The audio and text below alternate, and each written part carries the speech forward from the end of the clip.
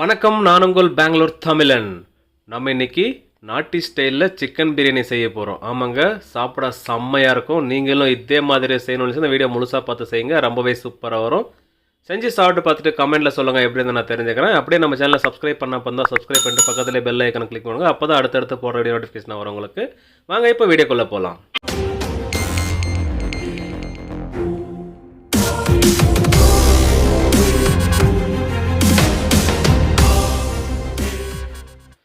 நம்ம இன்றைக்கி நாட்டி ஸ்டைலில் சிக்கன் பிரியாணி செய்ய போகிறோம். நம்ம செய்ய போகிறது 5 கிலோ சிக்கனை வச்சு பிரியாணி செய்யலாம். அதுக்கான மசாலா ப்ரிப்ரேஷன் பார்த்துடலாம். ஒரு கடாயை வச்சுட்டு அதில் 250 ml ஆயில் ஊற்றிக்கலாம். ஆயில் மிதமான சூடேறி வந்ததும் ஆனியன் சேர்த்துக்கலாம். நம்ம 1 கிலோ சிக்கன் பிரியாணிக்கு 200 கிராம் வெங்காயம் போடுவோம். அப்போ 5 கிலோ சிக்கன் பிரியாணிக்கு 1 கிலோ வெங்காயம் எடுக்க போகிறோம். அதில் பாதி அரை கிலோ வெங்காயத்தை இப்போது இந்த மசாலாவில் சேர்த்துக்கலாம். அதுக்கப்புறம் பாதி வெங்காயத்தை பிரியாணி செய்கிறப்போ சேர்த்துக்கலாம்.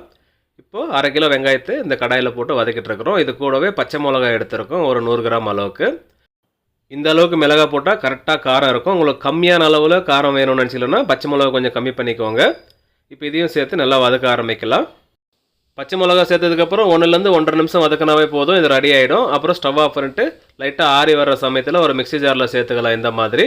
அது கூடவே புதினா 3/4 கட்டு அளவுக்கு எடுத்துருக்கோம், சுத்தமாக வாஷ் பண்ணி எடுத்து வச்சுருக்கோம். அதே மாதிரி கொத்தமல்லியும் ஒரு 3/4 கட்டு அளவுக்கு எடுத்து வச்சுருக்கோம், அதையும் கட் பண்ணி வாஷ் பண்ணி எடுத்து வச்சுருக்கோம். இப்போ இதில் இஞ்சி பூண்டு பேஸ்ட்டு சேர்த்துக்கலாம், ஒரு 200 கிராம் அளவுக்கு. நல்லா ஒரு திக்கான பேஸ்ட்டாக அரைச்சி எடுத்துக்கலாம். தேவைப்பட்டால் தண்ணி சேர்த்துக்கலாம், இல்லைனா அப்படியே அரைச்சிக்கலாங்க. 5 கிலோ சிக்கனை க்ளீன் பண்ணி எடுத்து வச்சுருக்கோம். ஒரு பீஸும் 40 கிராம் அளவுக்கு இருக்குங்க. இப்போ நம்ம அரைச்சிருக்கிற மசாலா பாருங்கள், இந்த அளவுக்கு க்ரீனாக இருக்கணும். அப்போ தான் அந்த பிரியாணி நல்லா க்ரீனாக இருக்கும். ஸோ இப்போ அரைச்சிருக்கிற முழு மசாலாவும் இதில் சேர்த்துட்டு இது கூடவே தயிர் சேர்த்துக்கலாம். 1 கிலோ சிக்கனுக்கு 200 ml தயிர்ன்ற ரேஷியோவில் 5 கிலோ சிக்கனுக்கு 1 லிட்டர் தயிர் எடுத்துருக்கோங்க. இப்போ இதை மிக்ஸ் பண்ண ஆரம்பிக்கலாம். இது கூடவே நம்ம என்னென்ன மசாலா சேர்த்துக்கிறோன்றதை முழுசாக வீடியோ பார்த்து தெரிஞ்சுக்கோங்க. நீங்கள் செய்கிறப்போ பர்ஃபெக்டான ஒரு பிரியாணி வருங்க.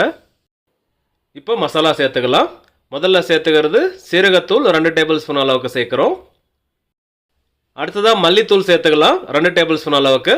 நம்ம சேர்க்குற அளவுக்கு மசாலா சேர்த்திங்களா கரெக்டாக இருக்கும் அந்த பிரியாணிக்கு. இப்போது கரம் மசாலா 2 டேபிள் ஸ்பூன் அளவுக்கு சேர்த்துக்கலாம். இப்போ இதெல்லாம் சேர்த்து நல்லா மிக்ஸ் பண்ண ஆரம்பிக்கலாம். அடுத்ததாக முக்கியமான பொருள் சேர்த்துக்கிறோம், உப்பு. டேஸ்ட்டுக்கு தகுந்த மாதிரி பார்த்து சேர்த்துக்கோங்க. நம்ம ஒரு 3 டேபிள் ஸ்பூன் அளவுக்கு சேர்க்குறோம்.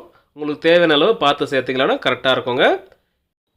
லெமன் ஜூஸ் சேர்த்துக்கலாம், ஒரு 4 லெமனை பிழிஞ்சு வச்சுருக்கோம், அதே இதில் சேர்த்துட்டு அப்படியே மிக்ஸ் பண்ணிடலாங்க. நல்லா மிக்ஸ் பண்ணதுக்கப்புறம் அப்படியே ஒரு அரை மணி நேரம் விட்டுடலாம், நல்லா மேரினேட் ஆகி வரட்டும். அதுக்கப்புறம் பிரியாணி ஸ்டார்ட் பண்ணிடலாம். அரை மணி நேரம் கழித்து பிரியாணி செய்யறதுக்கு ஒரு லெகன் வச்சுக்கலாம். அதில் 1/2 லிட்டர் ஆயில் ஊற்றிக்கிறோம். நம்ம முன்னாடியே மசாலா வறுக்கிறதுக்காக 1/4 லிட்டர் ஆயில் ஊற்றிருக்கோம். இப்போ இதுக்கு 1/2 லிட்டர் ஆயில் ஊற்றினாவே போதும், கரெக்டாக இருக்கும். இதில் நம்ம மீத்தி வச்சுருக்கிற அரை கிலோ வெங்காயத்தை இதில் சேர்த்துக்கலாங்க. 500 கிராம் வெங்காயம் மசாலா ரெடி பண்ணி போட்டிருக்கோம். 500 கிராம் வெங்காயம் இதில் போட்டிருக்கோம். அடுத்ததாக பட்டை லவங்கம் ஏலக்காய்லாம் போட்டுக்கலாம். எல்லாமே 5 கிராமுங்க. முதல்ல ஏலக்காய் போட்டிருக்கோம், அது கூடவே லவங்கம் சேர்த்துக்கலாம், இதுவும் 5 கிராம் எடுத்துருக்கோம். அடுத்ததாக பட்டை சேர்த்துருக்கோம், இதுவும் 5 கிராம் அளவுக்குங்க. ஸ்டார் அனீஸ் ஒரு 5 கிராம் போட்டுக்கலாம், அதாவது நட்சத்திர பூவுங்க. அடுத்ததாக பிரியாணி இலை பே லீஃபு, இது ஒரு 10 பீஸ் அளவுக்கு எடுத்துருக்கோம். இப்போ அப்படியே மிக்ஸ் பண்ண ஆரம்பிக்கலாம், லைட்டாக வதங்கி வரட்டும். அதுக்கப்புறம் நம்ம இஞ்சி பூண்டு பேஸ்ட்டு சேர்த்துக்கணும். இதுக்காக நம்ம எடுத்து வச்சுருக்கிறது 300 கிராம் இஞ்சி பூண்டு பேஸ்ட்டு அரைச்சி வச்சுருக்கோங்க, இதை சேர்த்துக்கலாம். இஞ்சி பூண்டோட பச்சை வாசனை போகிற வரைக்கும் இதை வதக்க ஆரம்பிக்கலாம். இஞ்சி பூண்டு பேஸ்ட்டு சேர்த்ததுக்கப்புறம் 2லேருந்து 3 நிமிஷம் வதக்கினாவே போதும், அதோட பச்சை வாசனை போயிடும். கொத்தமல்லி சேர்த்துக்கலாம், ஒரு கைப்பிடி அளவுக்கு. அடுத்ததாக புதினா ஒரு கைப்பிடி அளவுக்கு சேர்த்துருக்கோம். நம்ம ஆல்ரெடி மசாலாவில் சேர்த்துருக்கோம், இருந்தாலும் ஃப்ளேவருக்காக இதில் கொஞ்சம் சேர்த்துருக்கோம். அடுத்ததாக தக்காளி சேர்த்துக்கலாம். 1 கிலோ தக்காளி ஸ்லைஸ் பண்ணி எடுத்து வச்சுருக்கோம், அது இதில் சேர்த்துக்கலாம். சேர்த்துட்டு வதக்க ஆரம்பிக்கலாம். ஒரு 5 நிமிஷம் வதக்கினாவே போதும், நல்லா அந்த தக்காளி வதங்கி வந்துடும். பார்த்தாலே தெரியும் எந்த அளவுக்கு வதங்கி இருக்குட்டு. இந்த சமயத்தில் நம்ம அரை மணி நேரத்துக்கு முன்னே மசாலா போட்டு சிக்கனை மேரினேட் பண்ணி வச்சுருந்தோம் இல்லையா, அது இதில் சேர்த்துக்கலாங்க. கண்டிப்பாக அரை மணி நேரமாச்சு ஊற வச்சதாங்க இது நல்லாயிருக்கும். சேர்த்துட்டு அப்படியே மிக்ஸ் பண்ண ஆரம்பிக்கலாம். இந்த பிரியாணிக்கு நம்ம எந்த கலரும் போட போகிறதில்ல, இந்த க்ரீன் கலர் மட்டும் பாருங்கள் எவ்வளோ சூப்பராக மாறி வரும்னு பார்த்துக்கோங்க. இப்போ நல்லா மிக்ஸ் பண்ணதுக்கப்புறம் மஞ்சத்தூள் போட்டுக்கலாம், 1 டீஸ்பூன் அளவுக்கு. இந்த சிக்கனை மசாலாவில் ஊற வச்சதுனால அந்த சிக்கனில் அந்த ஃப்ளேவர் நல்லா கிடைக்கும். ஸோ அந்த ரைஸ்லேயும் அதே மாதிரி கிடைக்குமான்னா அந்த மாதிரி கிடைக்கணுன்னா நம்ம செய்கிற மாதிரி செய்யுங்க, ரொம்பவே சூப்பராக வரும். இப்போ நல்லா மிக்ஸ் பண்ணதுக்கப்புறம் பாருங்கள், அரிசி எடுத்துருக்கோம். நம்ம எடுத்துருக்கிறது சீரக சம்பா ரைஸ் 5 கிலோ எடுத்துருக்கோம். இதை ஜஸ்ட் அப்படியே வாஷ் பண்ணி அப்படியே போடுறோம். நம்ம ஊற வைக்கல, இதை தண்ணியில் போட்டு வாஷ் பண்ணிவிட்டு அப்படியே எடுத்து போட்டிருக்கிறோம். 5 கிலோ ரைஸ் போட்டதுக்கப்புறம் இப்போது மிக்ஸ் பண்ணலாங்க. எல்லோரும் தண்ணி ஊற்றிட்டு ரைஸ் போடுவாங்க. நம்ம வந்து ரைஸ் போட்டுட்டு தண்ணி ஊற்றுறோம். இதுதாங்க மெத்தடு. இந்த மாதிரி செய்கிறப்போ அந்த ரைஸில் அந்த மசாலா சூப்பராக பிடிச்சிருக்கும். அதுக்கப்புறம் நீங்கள் தண்ணி ஊற்றி அந்த ரைஸை தம் போடுறப்போ அவ்வளோ சூப்பராக இருக்கும் அந்த டேஸ்ட்டு. ட்ரை பண்ணி பாருங்கள். நம்ம வந்து சிக்கன் போட்டதுக்கப்புறம் 5 நிமிஷம் அப்படியே குக் பண்ணியிருந்தோம். அதுக்கப்புறம் ரைஸ் போட்டு இந்த மாதிரி மிக்ஸ் பண்ணிட்டு இருக்கிறோம். அடுத்ததாக தண்ணி சேர்த்துக்கலாம். நம்ம எடுத்துக்கிற 5 கிலோ ரைஸுக்கு 9 லிட்டர் தண்ணி ஊற்றினாவே போதும். ஏன்னா 1 லிட்டர் தயிர் ஊற்றிருக்கோம். அப்போ அளவு கரெக்டாக இருக்குங்க. 9 லிட்டர் தண்ணி ஊற்றி முடிச்சிட்டோம். இப்போ அப்படியே மிக்ஸ் பண்ண ஆரம்பிக்கலாம். ஃப்ளேம் அதிகமாக வச்சிடாதீங்க. மீடியம் ஃப்ளேமில் வச்சுட்டு ஸ்லோவாக வேக வைக்கிறப்போ இந்த ரைஸ் வந்து அப்படியே பூ மாதிரி இருக்குங்க. உப்பு போட்டுக்கலாம். நம்ம வந்து ஒரு கைப்பிடி அளவுக்கு கல் உப்பு எடுத்துருக்கோம். கரைஞ்சி வந்ததுக்கப்புறம் டேஸ்ட் பார்த்து தேவைக்கேற்ப சேர்த்துக்கலாங்க. உப்பு கரெக்டாக இருக்குது, காரம் கொஞ்சம் கம்மியாக இருக்குது. ஸோ அதனால் ஒரு 10 பச்சை மிளகா எடுத்து 1/2 பண்ணி சேர்த்துருக்கோம். நம்ம போட்டிருந்த மிளகா வந்து கரெக்டாக இருக்கும். நம்மளோட கிளைண்ட் வந்து கொஞ்சம் ஸ்பைஸியாக கேட்டிருக்காங்க. ஸோ அதனால் நம்ம கொஞ்சம் சேர்த்துருக்கோம்.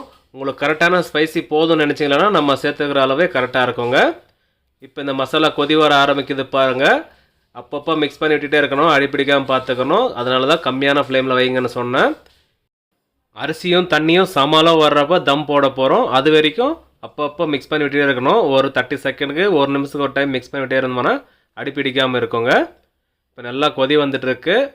இப்போ அரிசியும் தண்ணியும் சமாளம் வந்துருச்சு பாருங்கள். இந்த அளவுக்கு வந்தாவே போதும். கரெக்டான பதம் வந்துருச்சுங்க. இப்போ தாங்க தம் போடணும். தம் போடுறதுக்கு முதல்ல இந்த பிரியாணி பாத்திரத்துக்கு கீழே ஒரு இரும்பு தவா வச்சிடலாம். டைரெக்டாக அந்த லகனில் போடுறப்போ அடிப்பிடிக்கிறதுக்கு வாய்ப்பு இருக்குது. ஸோ அதனால் இந்த மாதிரி ஒரு இரும்பு தவா வச்சுட்டு நம்ம தம் போட்டோம்னா அடிப்பிடிக்காமல் இருக்கும். கடைசியாக ஒரு டைம் மிக்ஸ் பண்ணி விட்டுடலாங்க. இந்த மாதிரி பதத்தில் தம் போடுறப்போ அந்த ரைஸ் வந்து உண்டையாகாமல் உதிரியாக வரும். எப்போவுமே சீரக சம்பா வந்து உண்டையாகிடும், தெரியும் உங்களுக்கு. ஸோ அந்த மாதிரி ஆகாமல் இருக்கணும். இந்த மாதிரி செய்யுங்க. இப்போ தம் போடுறதுக்கு ஒரு துணி போட்டு மூடிடலாங்க. இந்த மாதிரி, அதாவது காட்டன் துணி எடுத்துருக்கோம்.